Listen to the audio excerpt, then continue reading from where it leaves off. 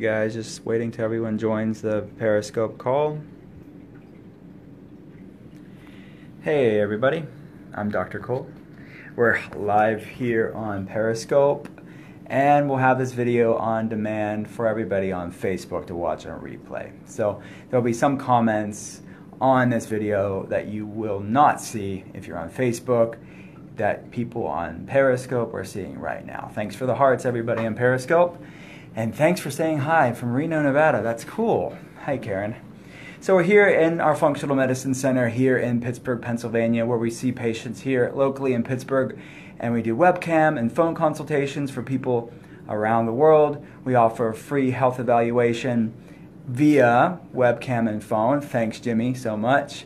Hi from STL. Hi from Brazil. How are you doing? So we're speaking to people around the world from Periscope, and they're saying hi to me right now. Another Reno person. Nevada is representing.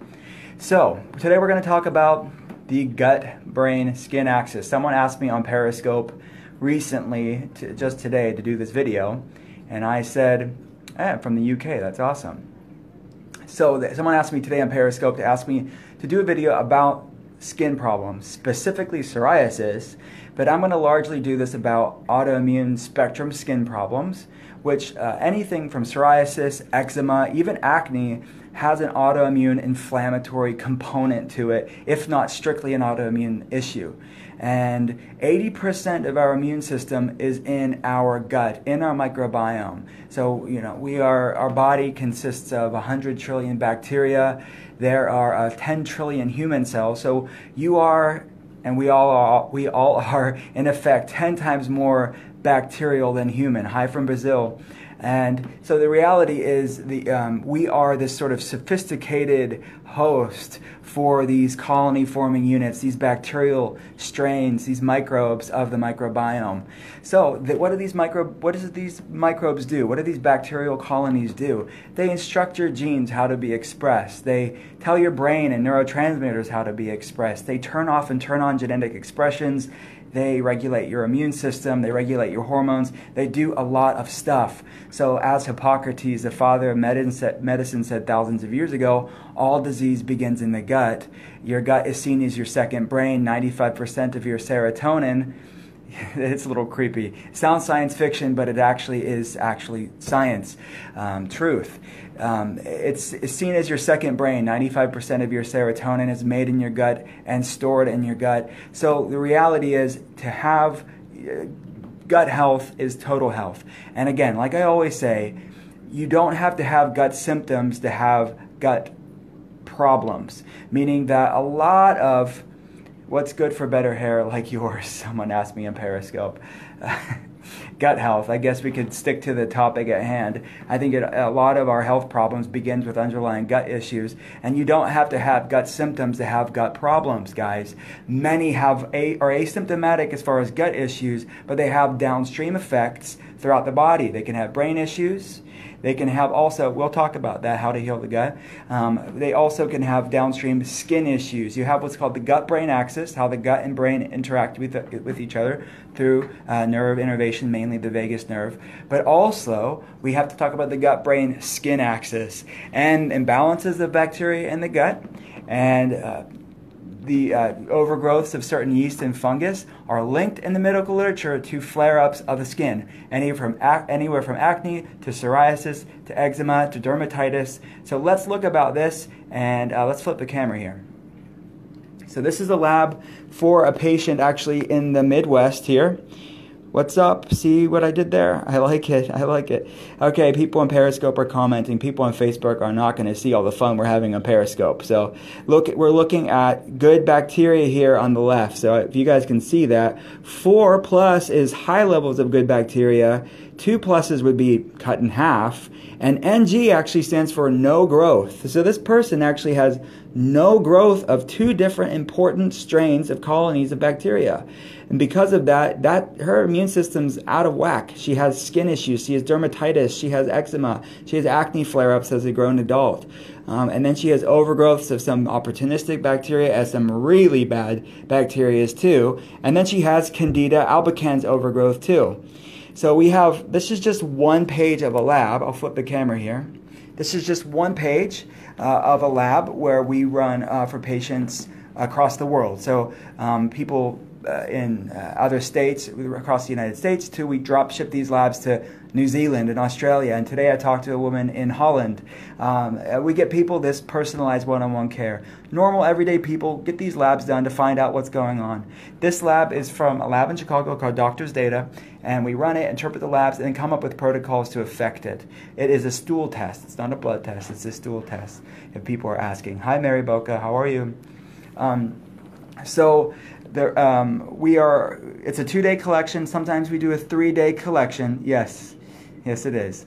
And we FedEx it to the lab. You do it directly at your home. You're doing it at home. You're FedExing it to the lab. It takes about 3 to 4 weeks to get back, and then we can fix these underlying issues. So what we're doing is actually getting really targeted and specific to the specific colony-forming units that your microbiome is deficient in. So if you're missing lactobacillus, we want to work on re-inoculating the lactobacillus. If it's another strain, we're going to work on that. How does it compare to Ubiome? Ubiome is good for things as well. This test is, I would say, more expensive. The other parts of the test looks at digestion and absorption, looks at inflammation. It looks at immunological biomarkers, so secretory IgA, so we can kind of infer leaky gut syndrome. We can look at short-chain fatty acids, which are end products to bacterial fermentation. So it's, I'd say, a more comprehensive look at it, but Ubiome is a good test too, and you don't need a doctor for that too. So then ultimately, at that point, we'd use things, natural botanical medicines to kill off the bacterial overgrowth. So this person also, a separate test showed SIBO, or small intestinal bacterial overgrowth, which again was complicating her skin issues. And she had anxiety and depression too. What lab do I use? This is Doctors Data lab that we run and for these microbiome tests. And she had SIBO as well, so we had to kill off that bacterial overgrowth, and then we had to heal her gut lining up with some botanical medicines and food medicines. So we put her on a modified bone broth protocol with some good natural medicines. Obviously, we're monitoring her and making sure she's improving through this time. And she obviously had some die-off symptoms, meaning that the bacterial strains were dying off. She was having flare-up of symptoms similar to detox symptoms. This is a part of healing. It's something that you definitely want to work with a practitioner through, because it can be scary of knowing, okay, what's right, what's not right. But the end result is you can heal. How expensive are the tests? I'm not sure how much this is, a couple $100. The reality is the amount of information that you get from these labs are a wealth of information, and it can really give insight into people that are struggling with these horrible chronic problems for years and years and years, where the only thing that's changing is their prescription list, and they're told, oh, you're just depressed, or you just need to lose weight, or you're just getting older, all these excuses for why you're not getting better and why these medications are not working. The reality is nobody's sick from a medication deficiency, so we want to do our due diligence of finding out what's the underlying root issue of why you're sick to heal. It starts with diagnostics to give you an answer. So yeah, you don't have to be 1% millionaire to find out why you're sick. 100% of our patients are normal, working class people, just filled with people who want to get better. That's the bottom line. Yeah, exactly. People are kind of talking here. I agree with you, Ricardo.